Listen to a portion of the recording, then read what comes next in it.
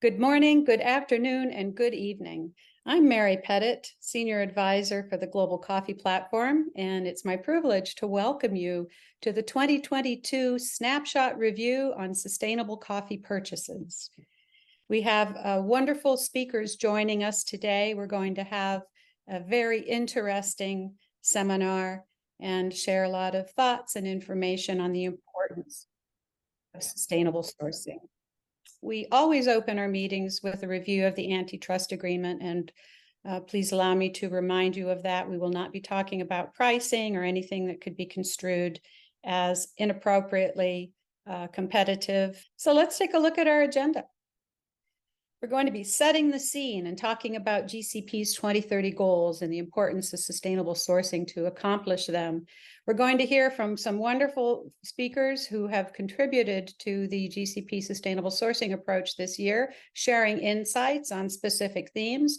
Danielle Buzetti from Nestlé, João Paulo Custodio de Brito from Exportadora Guaxupé, Miguel Gamboa from Rainforest Alliance, Sarah Brinkman from the Melita Group, and Nadia Haramwara from JDE Peets.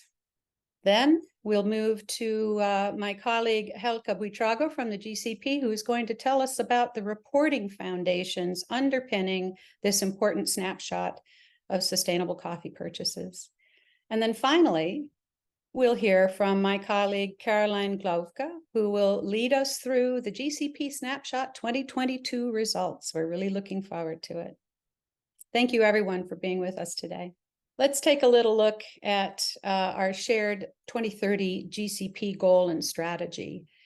We are working to bring transformational change to over 1 million farmers by 2030. How are we going to do this? It's a big goal, but it's an important goal. We want to make sure that in that goal, we're reducing the living income gap by at least 25% through sustainable coffee production. And we're counting on our country plans for farmer prosperity to help us reduce that gap. And our members are very engaged to support those plans as they work to close sustainability gaps in the 6 countries where GCP has country platforms: Brazil, Honduras, Indonesia, Kenya, Uganda, and Vietnam. Now, the other side of the coin, of course, we can't simply produce coffee. We need to source it and bring it to market. And that's where our GCP strategy towards sustainable sourcing comes in. And that's what we're really focusing on today. We're going to talk about the Coffee Sustainability Reference Code, which is the common foundation upon which all of our common approach is resting, the GCP equivalence mechanism for schemes that are going through the recognition process to become equivalent to the code. And then finally, the collective reporting on sustainable coffee purchases, also known as the Snapshot, which we're going to examine today. I would like to invite our first speaker, Mr. Daniele Buzetti from Nestlé, to join me. We're going to be talking about how GCP members can help increase awareness about sustainable coffees overall and their value. I believe we're here today as we are all federated by a shared vision, the GCP vision of a thriving, sustainable coffee sector for future generations. And it's actually great to see this is getting momentum. Today, with the 2022 Sustainable Coffee Purchase Report, we can see a tangible progress. I think that raising awareness about sustainable coffees at scale is an opportunity to be orchestrated along 2 dimensions: collective collaboration and customer and consumer engagement. Let's start from collective collaboration. There is a unique power in coming together and work collectively to improve the quality and the quantity of coffee production while creating shared value. It is essentially about ensuring the future of coffee and the next generation of farmers to come. And this report is a valuable tool enabling us to monitor progress and to enhance market transparency in a measurable way. And that is the key towards increasing the uptake of sustainable coffee. Collective reporting is a key step to drive together enhanced transparency. And this can foster deeper collaboration and ultimately improve the economic fundamentals for the farmers. Hence, I would really like to invite more and more partners roasters or retailers alike, to join this collaborative effort. It's extremely important to increase together our positive impact. And this is more on the power of collective action. Now, if we look at the other core dimension, to leverage customer and consumer engagement, customer and consumer have the power to improve the well-being of farmers through the purchasing of sustainable coffee. If we create transparency, we can enrich and educate the debate around coffee sustainability. We can enhance engagement, we can enhance trust, and we can transform coffee into a force for good. Walking the talk is essentially here. We need healthy fundamentals in place for the coffee sector. In the form of long-term thinking, ambitious commitment, and concrete projects in the farm. If we do succeed to effectively engage customers and consumers, then we can transform the impact of sustainability in coffee, evolving from what is sometimes perceived as a cost into a productive investment, an essential investment to ensure the future of coffee and the next generation for farmers. Thank you, Daniele. You've really hit on some important points. Uptake by the market, collective action, more reporting partners, and increased awareness building and peer-to-peer education, really, about the benefits and the importance of sustainable coffee to the entire sector in the long run. Thank you so much for sharing these viewpoints with us, and we also thank Nestle for being such a loyal collective reporting partner. It's very important, and your leadership is noted. At this point, I'm going to share a few thoughts from Alessandro Bucci at Ili Cafe. Unfortunately, he was not able to be with us today, but he kindly sent his thoughts to share. He said that when we think about the opportunities and challenges to increase awareness about sustainable coffees, we need to think not only to our opportunities and challenges from our particular perspectives, but also to the opportunities and challenges of all our supply chain partners, whether they be producer-facing or consumer-facing. We need to understand that it's easy to forget to take into account the needs of the other side of the coin, as we're all very focused on our daily business and needs. So we need to reach out to them and help our other partners become part of our collective action. Customers have great power, but there's tremendous influence for prices to be very, very competitive. And so we want to bring the good message of the benefits of sustainable coffees worldwide, not only to consumers, but also to growers, and help put everyone together in a virtuous circle to increase uptake and awareness about sustainable coffees. So we thank Alessandro Buccio for that from Ili. And now I would like to invite our next speaker, João de Brito, from Exportadora Guaxupé. Bom dia a todos. Eu estou muito feliz de poder estar aqui com vocês hoje. Infelizmente, eu acho que a minha câmera está bloqueada. Voltou. Primeiramente, eu gostaria de contextualizar um pouco o Guaxupé Planet Sustainable Coffee, que é o nosso protocolo de sustentabilidade criado no ano de 2020. Passamos pelo primeiro processo de auditoria de terceira parte no segundo semestre de 2021, adquirindo a equivalência com o código base da plataforma global no primeiro semestre de 2022, nos tornando a primeira empresa brasileira a obter a equivalência com o código base da plataforma global, né? E agora passamos também pelo processo de equivalência com o código base 2.0. Então, já finalizamos o nosso processo junto ao ITC, onde nós podemos perceber que houveram algumas mudanças, né, no sentido de trazer novos critérios para o protocolo, o que nós achamos bastante interessante.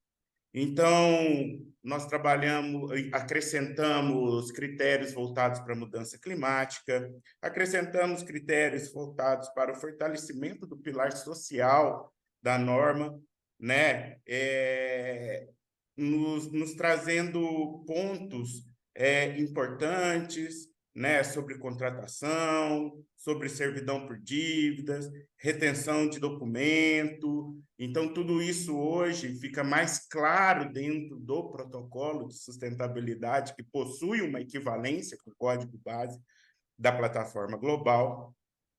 É muito importante também salientar aqui que no primeiro processo de equivalência, nós trabalhamos fortemente com a Guelca, que está presente aqui hoje, e com a IME também, que nos deu um suporte sensacional durante todo o processo de busca pela equivalência, né? E a partir deste ano, nós passamos a trabalhar com o ITC. E o ITC entrou no processo também com a intenção de nos dar esse suporte, de facilitar a nossa obtenção da equivalência, e o que realmente foi feito, né? E trazendo pontos para a gente que para nós estava claro, mas que muitas vezes a gente não consegue entender que precisa ficar mais claro ainda para quem está adquirindo um café que tem como base os critérios de sustentabilidade de um protocolo. Então, o ITC ele nos trouxe essa identificação em pontos de melhoria, né, como referência em treinamentos de produtores, incluir convenções da OIT no protocolo, referência de governança corporativa. Então, são pontos importantes que nós não tínhamos no nosso protocolo e que passamos a ter depois de passar pelo processo de equivalência 2.0. Eu acredito que seja isso. Muito obrigado. Thank you very much, Joao, for sharing experiences and learnings that you and Guaxupé took away from the EM 2.0 process. We've moved from our first theme, which was talking about how to expand uptake in the market, to experiences and learnings that people have taken away from the EM 2.0 process, keeping in mind that our overall goal is to continually expand the production and procurement of sustainable coffees. And I'd like to invite our next speaker to share his perspectives, Miguel Gamboa from Rainforest Alliance, also a member of the GCP Technical Committee, who's very involved in working on the Coffee Sustainability Reference Code and also Equivalence Mechanism 2.0. Welcome, Miguel. It's great that you're here. Thank you, Mary. Hello, everyone. It's a pleasure for me and for Rainforest Alliance to be part of the GCP and also to be part of all these processes of setting the sustainability ambition for the coffee sector during this long journey. We have been doing this for more than 20 years. And as a learning process, as you mentioned, we have identified that to reach the sustainability level that we would like to have, there is a continuous improvement process. Of course, when we started on these processes, we thought, okay, so we will be having the best program, the best level of sustainability. But then during the timeline, we have been discovering that this is not a job of just a single organization, and it is a joint effort that is needed to be done in the whole industry, and from the producers up to the retailers and coffee shops, etc., but also the consumers that need to have this awareness of what it means when they are having a coffee cup. For us, in this process, it was a learning as well, because we were just starting the launch of our new program, the Rainforest Alliance Standard for 2020. And we set 2 years of transition from the two previous programs that when we did the merge between UTS and RA. And our first learning process was these 2 years of transition, right? So then it gave us the opportunity also to understand why setting some of the requirements that could be somehow aligned with the regulations as well were difficult or challenging for the certificate holders that were with us. But then at the same time, we were working together with GCP in the development of the coffee sustainability reference and also the equivalence mechanism. So then at the end, this process started there, I would say. And when we were ready to do the equivalence, it was, I won't say an easy process, but it was more practical for us to do it. But also, by doing that process, we also have the opportunity to receive feedback about how it is being seen from outside, and not just with our own eyes how we develop it. So then this helps also to the program to improve, and we will be working on the requirements or on the suggestions for change, for improvements, and that is why we like the process on doing it. In the other hand, what we also like a lot of these new equivalence mechanisms was the recognition for those programs that have reached a higher level, let's say, in terms of time, in terms of trying to be with more requirements that go a little bit beyond on only a basic line, let's say, but also that have the chance to companies and producers to demonstrate that they're more engaged and that have more interest and they want to grow, etc. And this recognition of the third-party mechanisms is also a good decision from the GCP to doing it in that way. So then it is, at the end, it's an invitation for all the programs to keep growing in that sense. So I will leave it there. Thank you, Miguel. Very important to look at second party and third party participants in the EM 2.0 process, and also for emphasizing we're in continual improvement. Yes. Thank you for sharing your takeaways from participating in the EM 2.0. So we'll move on to our third theme now. We've heard about the importance of uptake in the market. We've heard about experiences shared through going through the EM 2.0 process. And now we're going to invite some roaster partners and collective reporting partners helping make sustainable coffees the norm in the marketplace, and see what are some of our next steps to get to that norm. And we have Sarah Brinkman from Melita Group with us today. Hello, Sarah, welcome. Thanks, Mary. Thanks for having me today. Melita Group's strategic goal is that by 2030 at the latest, all of the green coffee we source and all of the roasted coffee we sell is what we call the coffee of the future. And I think it is quite as comprehensive and ambitious as GCP's goal of transformative change. So one important component and measure to achieve our goal is the sourcing of sustainably certified green coffee. And as you all know best, of course, 2022 was a year of challenging conditions in the global markets, and we experienced adverse climate conditions in the main coffee growing countries, inflation, and increased transport costs. And this has shown to us more than ever before that we need additional solutions to achieve our company's goals as well as our common goals as partners of the GCP.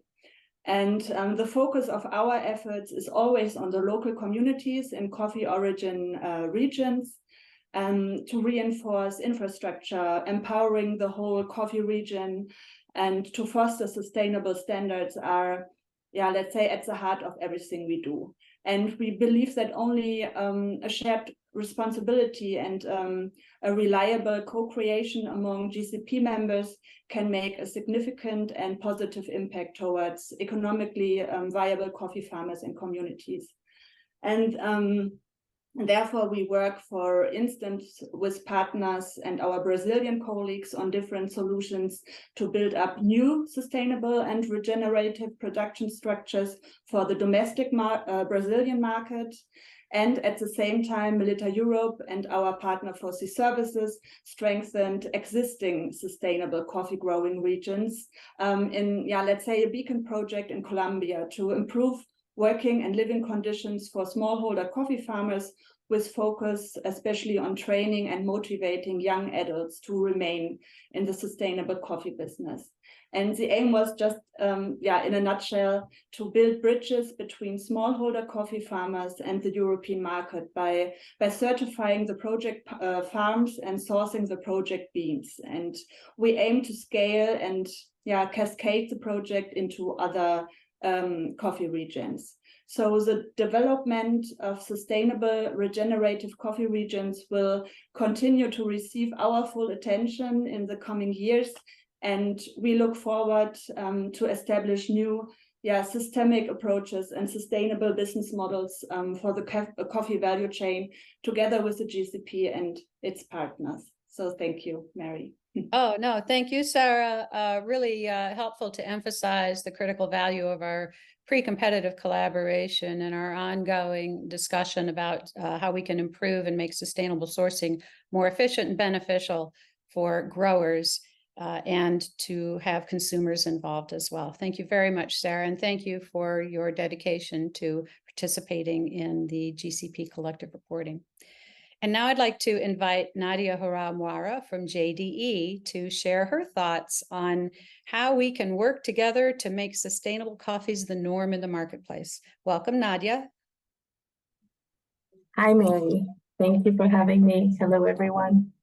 So super excited to see the next Sustainable Purchases Report launched for 2022.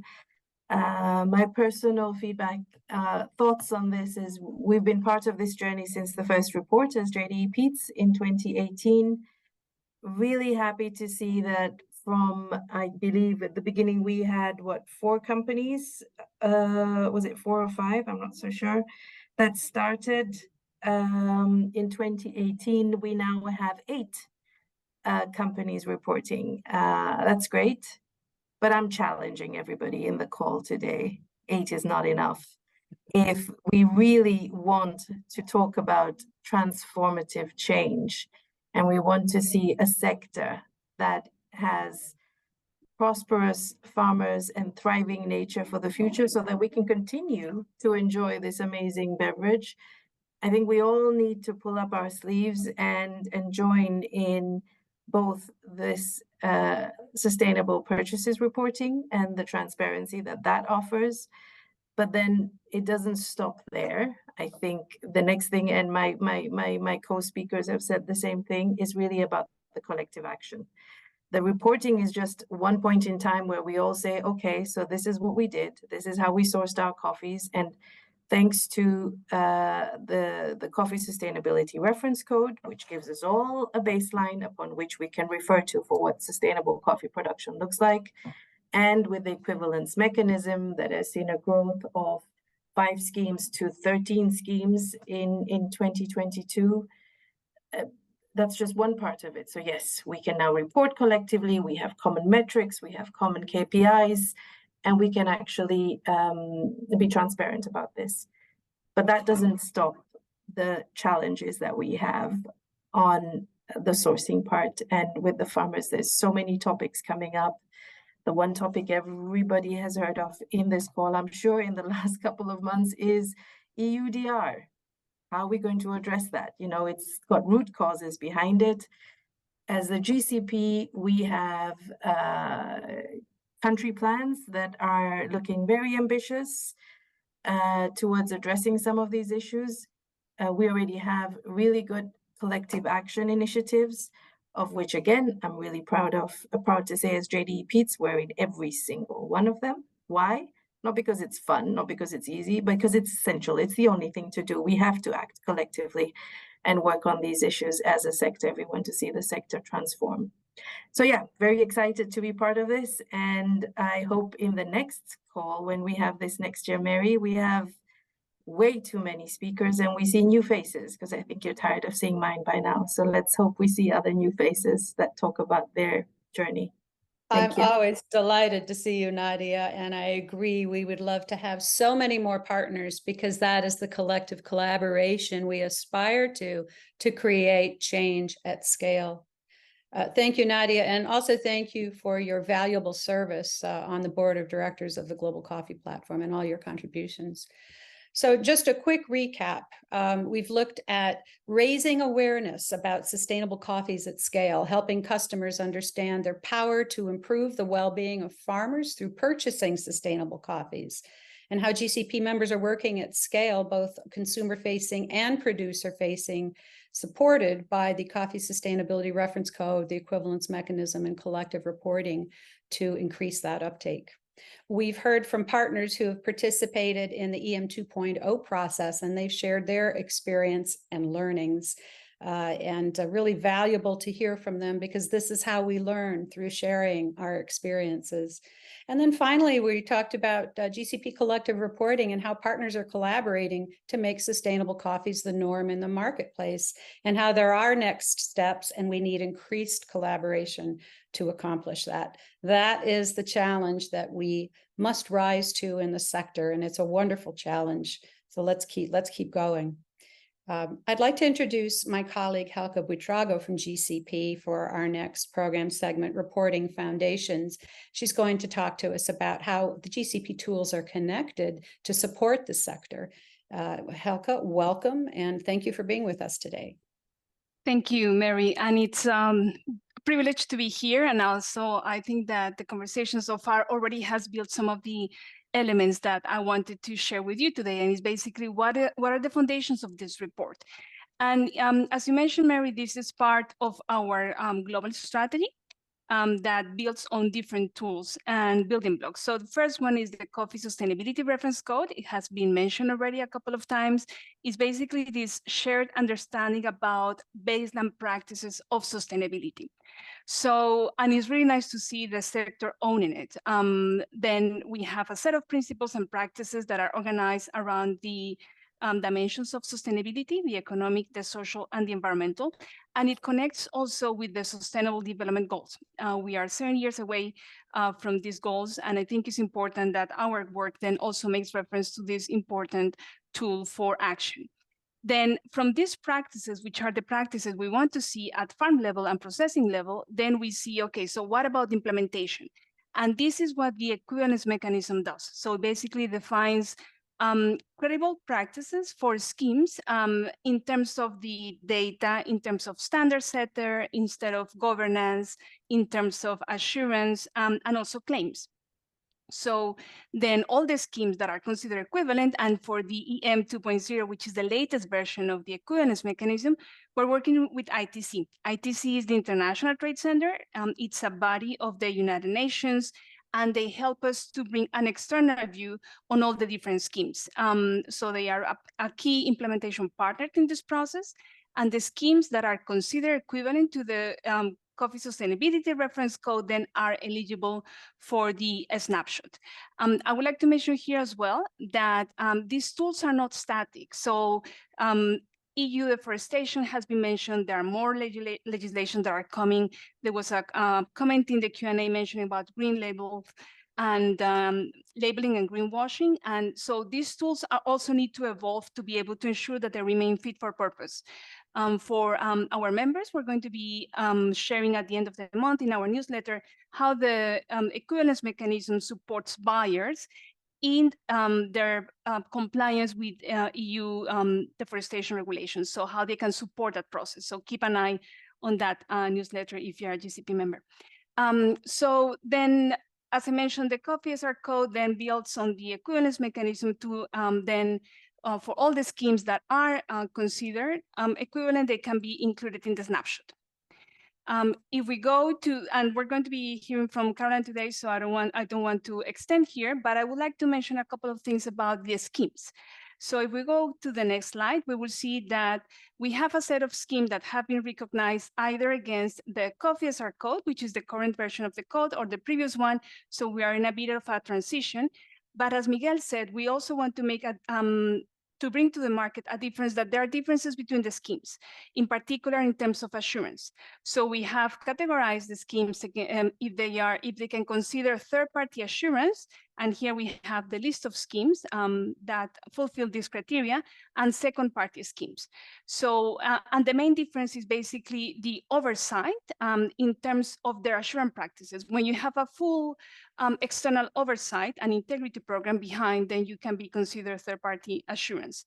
So we have the list of all the schemes here. In the snapshot report, you will see also from each of these schemes, they tell in their own words what are their sustainability programs about. So I really invite you to have a look at the report and read all that. As it was mentioned, the list is growing, and we have a lot of interest from many different schemes also to go through the equivalence mechanism and to align as a sector to grow the market for coffee that has been produced at least following baseline practices of sustainability. Thank you. Yeah, thank you, Helke. It's great to remind ourselves that there's a tremendous amount of work that has gone into the equivalence mechanism, but especially from our partners who have gone through the equivalence mechanism process. And we appreciate that very much. And let's recognize that they are really at the forefront of building a credible supply of sustainable coffees at a baseline level and beyond that we can all rely on to try to bring change at scale. And so this is very much a collective scaled effort. So we thank all of our scheme partners, very, very important partners in our sustainable sourcing approach. And now I would like to invite Caroline Glovka, my partner at GCP, and she is going to lead us through the very important and interesting results of the 2022 report on sustainable coffee purchases.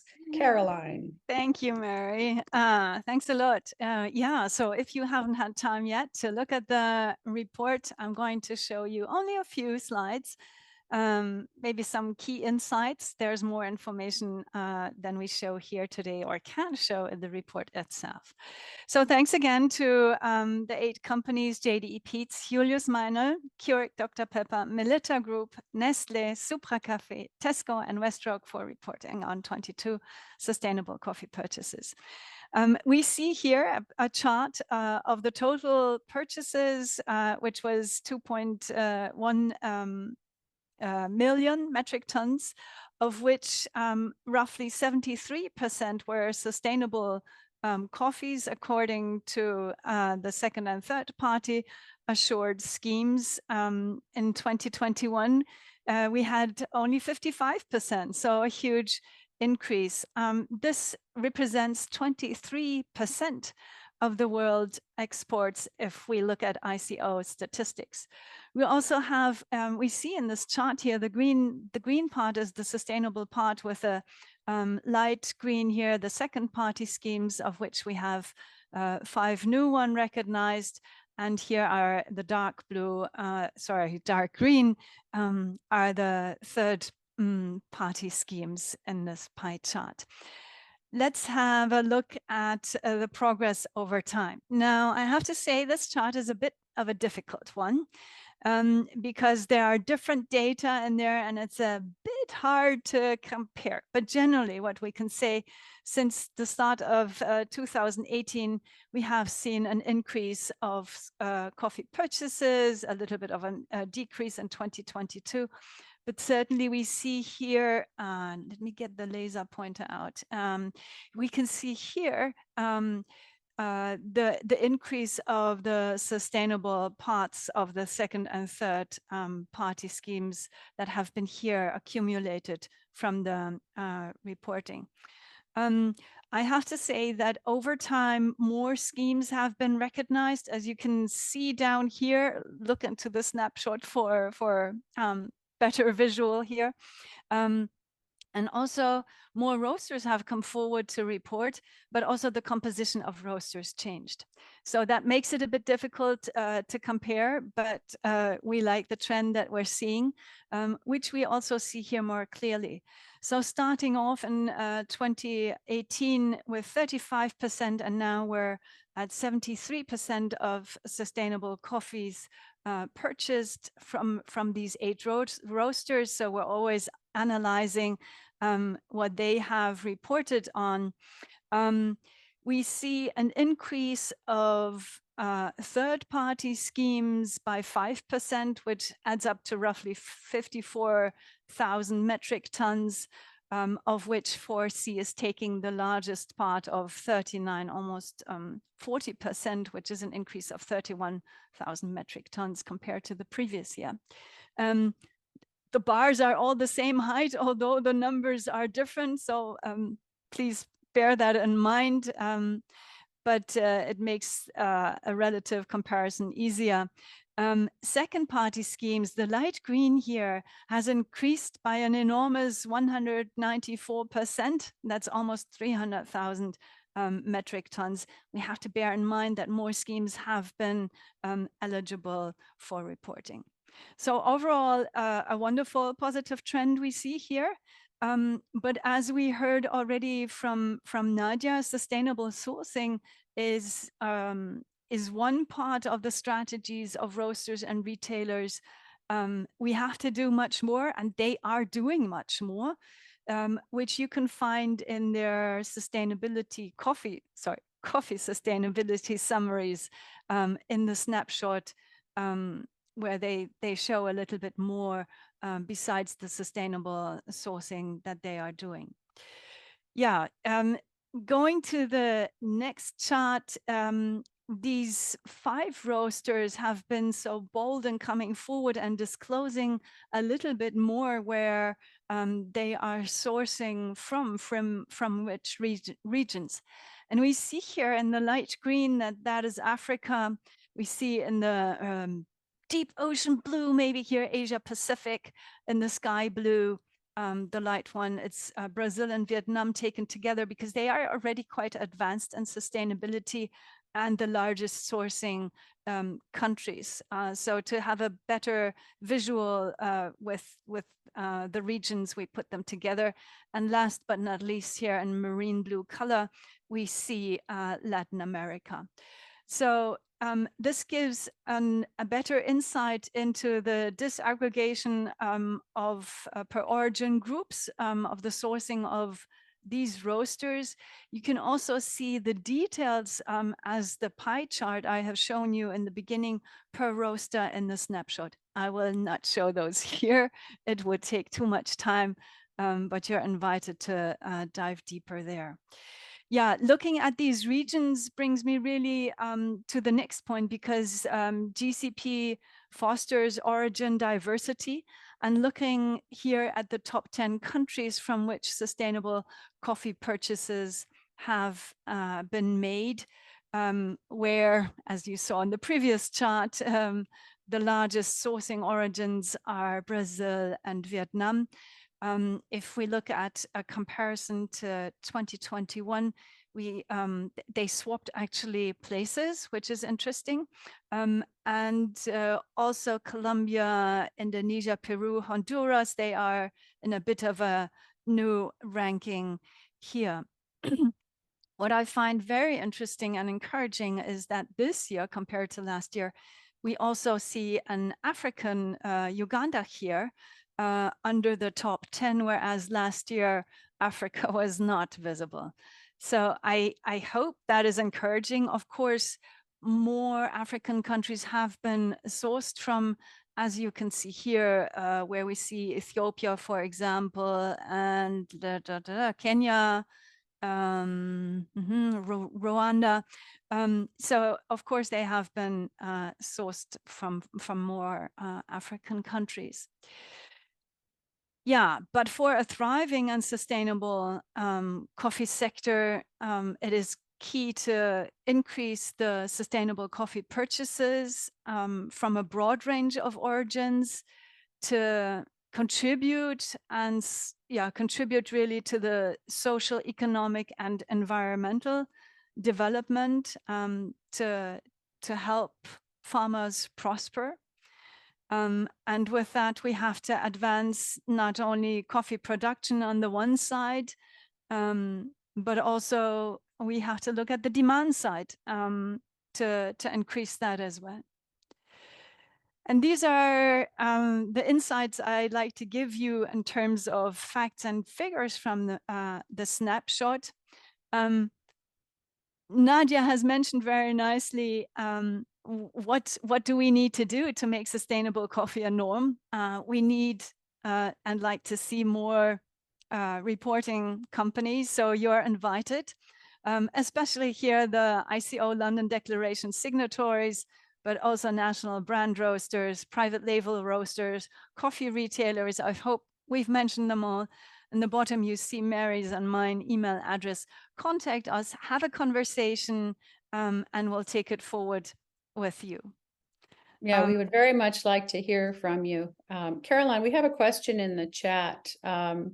Is there overlap or partially between coffee metric tons reported by third and second party schemes? No. Because they are different, they're fundamentally differently classified. No. So these are the absolute numbers that we have shown. There is an additional chart in the snapshot that you can find where you can see double certifications that have been sourced. Yeah, but the numbers that you have seen here are the purchasing numbers from the roasters. I hope that clarifies the question. Thanks, Caroline. I would like to encourage partners who are interested to join 2023 reporting to reach out to the companies who are participating in 2022 reporting. I know that they'd be glad to hear from you. It's a very interesting experience, and it really helps you examine your own sourcing operations and patterns. And the entire sustainable sourcing approach in GCP is designed by the sector for the sector to support the expansion of sustainable sourcing and also uptake in the market. We have these two sides of the coin, and one cannot live without the other. So we invite and enthusiastically encourage more partners to join with us in this. It's very exciting, and it is fundamentally important. So what's next? Well, we have some very interesting events coming up in the GCP. In September, coming up very soon, we invite you to meet up with us at the SCTA Forum in Basel.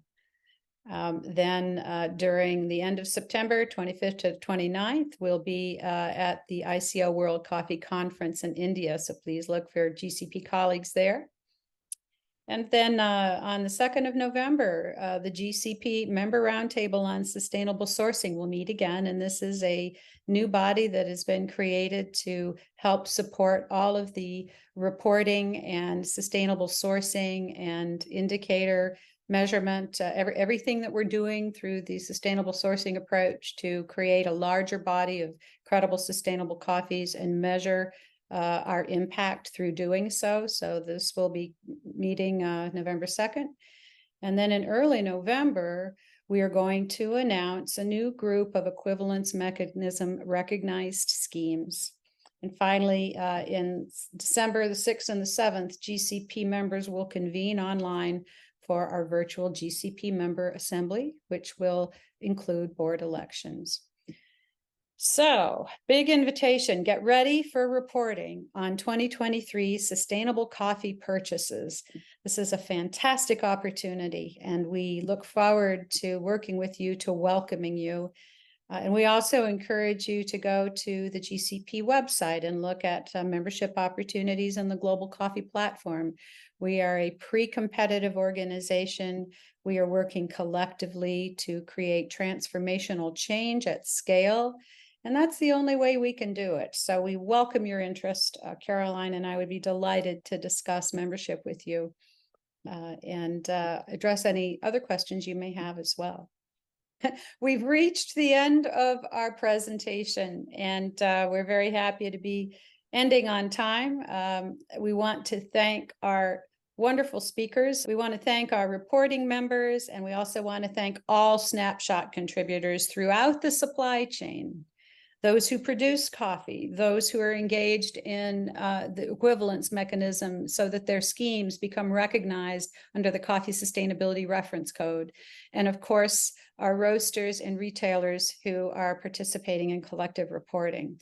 This is a wonderful thing to do. We are all a work in progress, and regardless of where you sit in the supply chain, this approach gives you a place to learn, to expand, to improve, and to make a difference in the lives of coffee growers.